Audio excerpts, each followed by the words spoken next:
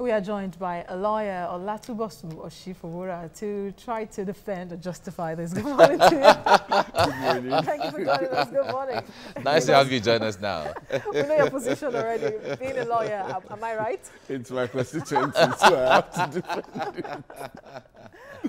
Well, that aside, really, can statistics be wrong to the last extent? Because we have not just stories or reports from MBS, our own MBS, or the United Nations giving us data, even from Nigeria. Some Nigerians have had one contact or another of bribe taking or bribe sorting from judicial officials. And I like your position. Can statistics be wrong? If you look at what is happening with Britannia, Facebook, and all those things, we now know that statistics can be wrong. Even with Brexit and co. Statistics can be wrong, statistics can be tinkered with, statistics can be influenced. And also you have, that a body is reputable does not mean that they cannot come up with funny statistics, particularly if it's geared towards a particular aim. All right, but let's leave statistics and come to the main thing. This is Good Friday. With respect to people of other religion, Jesus had 12. He had a thief, but he didn't make all of them thieves. There are bad eggs in every institution, everywhere. But it is not the way the judiciary is being taunted, particularly with respect to corruption, I don't think is as bad as that. There are 1,059 judges in Nigeria, and you have skirmishes, you have issues. There are 1 or 2 or 3 or 4 or even 50. If you look at that, it's not up to 1% of what is going on. All right, there are incorruptible judges out there. There are wonderful people. There are people who labor night and day to make sure that, judiciary, which is the hope of the common man, is still sane and is still intact. All right, now, so when you come up with things like this, the implication on those who are working day and night to make sure that things go well, it's not going well for them, because you're like they say in my language, Yoruba, they say that one erring servant will make you, castigate 200. Right, so that's what is playing out here. There are funny individuals, no doubt, but you see, the judiciary is the only institution that does internal cleansing almost on a daily.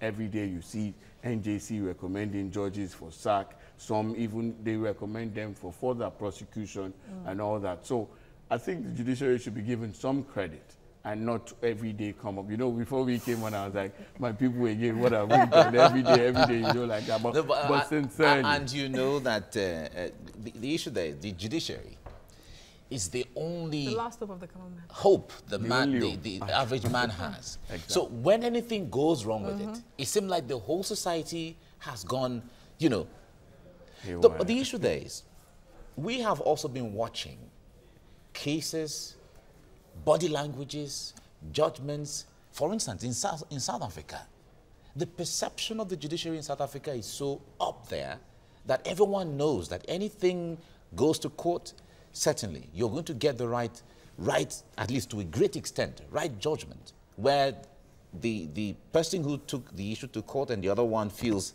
at least to a great extent, that justice has been served, no matter whose ox is gored. In Nigeria, we don't have that situation yet. Now, when we talk about statistics, when you were saying statistics can be wrong, well, true, statistics can be wrong sometimes, but the same agencies that came up with some of these data, in some other issues we have quoted and say, yes, these things are actually like this, also came up with the one in the judiciary.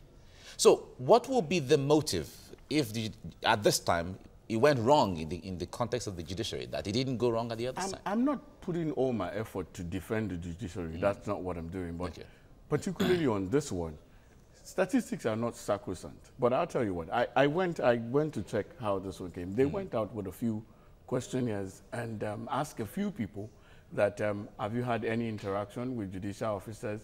Have you been asked to bring bribe? That's just the basis. That's not enough. That's not enough to brand an entire institution of this nature that because maybe 500 people, you know how lazy people can be, you know, giving out questionnaires and all that. But I felt there should have been a better way.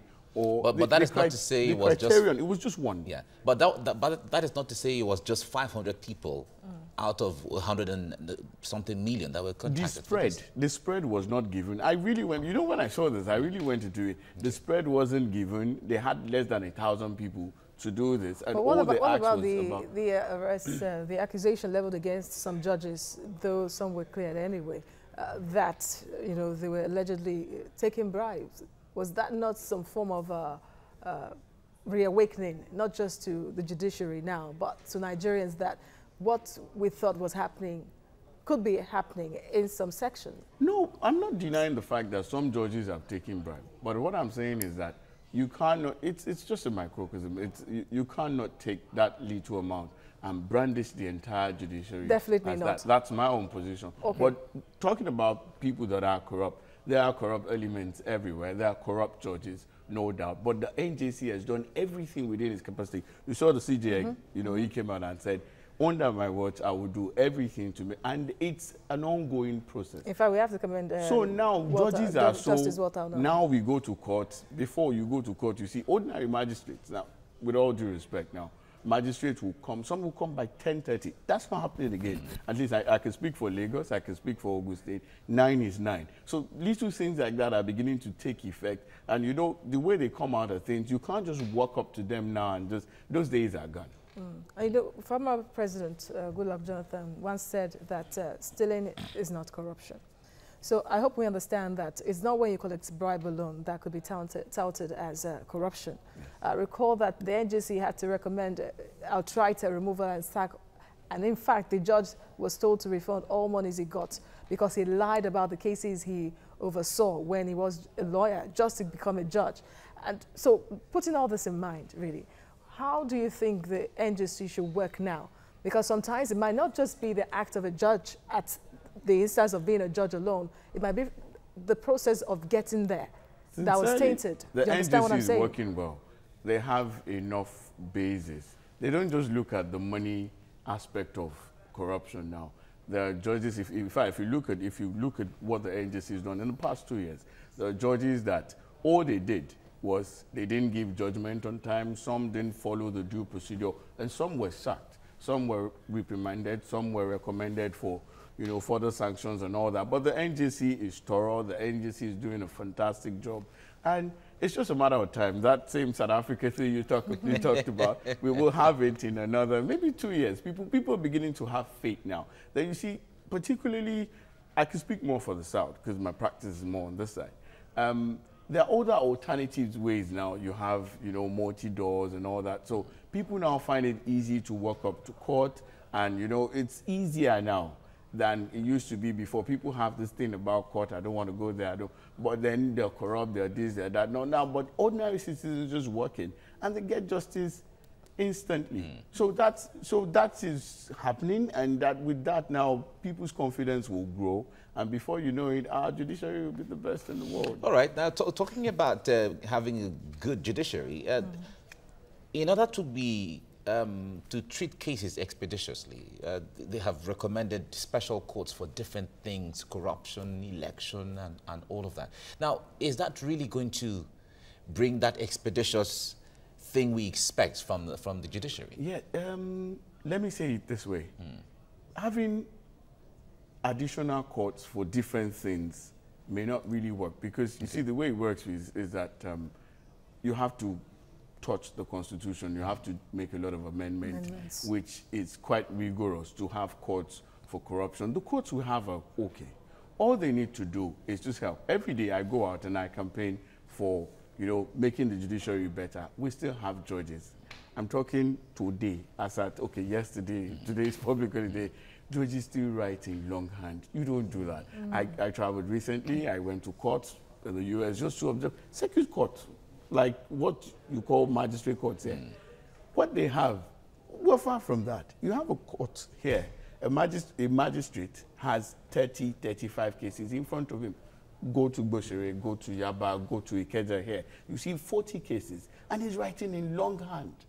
It's not done anywhere. Some of them don't have, I mean, at the level of High Court, they have research assistants, but the magistrates don't have. And I tell you what, the bulk of everything starts from the magistrate court. People are arrested, all those daily things you see, it goes to the magistrate court. Now, so the magistrate will see. Sometimes the magistrate would have closed, then there's something they call overnight. It will have to stay back because some of the cases they bring after, you know, your closing time, you have to stay. They have some who do that. Now, there's nothing bad in that, but nothing is being given in form of remuneration for that.